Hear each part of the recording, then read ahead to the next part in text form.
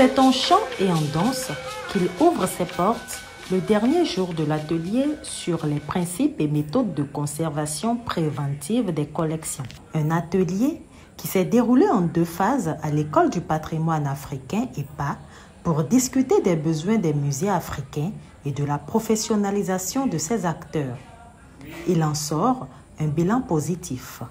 À l'issue de ces 2 semaines de formation, d'abord en ligne, puis pratique, il faut retenir qu'il a été surtout possible d'échanger sur la manipulation et conditionnement des collections, l'évaluation des mobiliers du bâtiment qui peut abriter les collections du musée et de renforcer chaque participant sur la connaissance de l'environnement, des collections et de les familiariser aux différents types d'actions, à savoir préventives, correctives et curatives.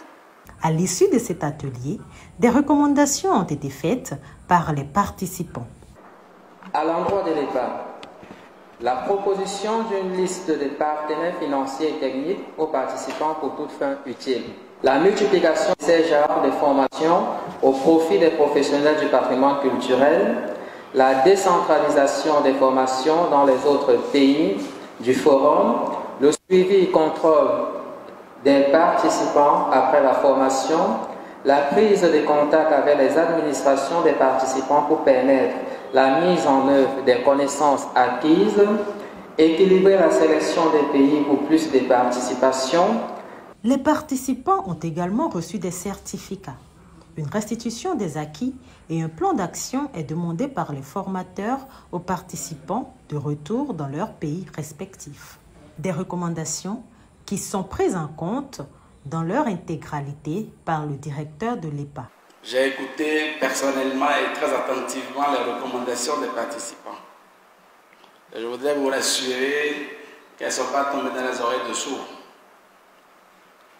Et que certains points que vous avez soulevés sont parfaitement déjà dans les préoccupations actuelles de l'École du patrimoine africain. Et je voudrais juste soulever 2 points.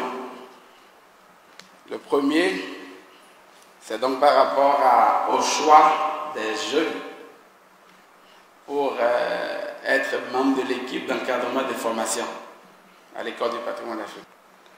Également, vous avez parlé donc de la délocalisation des formations de l'EPA dans d'autres pays africains. Depuis 2 ans, nous avons fait le choix de faire toutes les formations liées au musée ici à Porte-Novo, à l'École du patrimoine.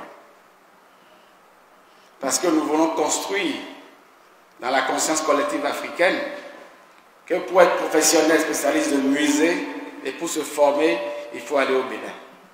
Un travail acharné est donc demandé à chaque participant car la professionnalisation des acteurs du patrimoine africain est plus qu'une nécessité. Il urge d'engager et de responsabiliser la jeunesse africaine pour les musées et le patrimoine.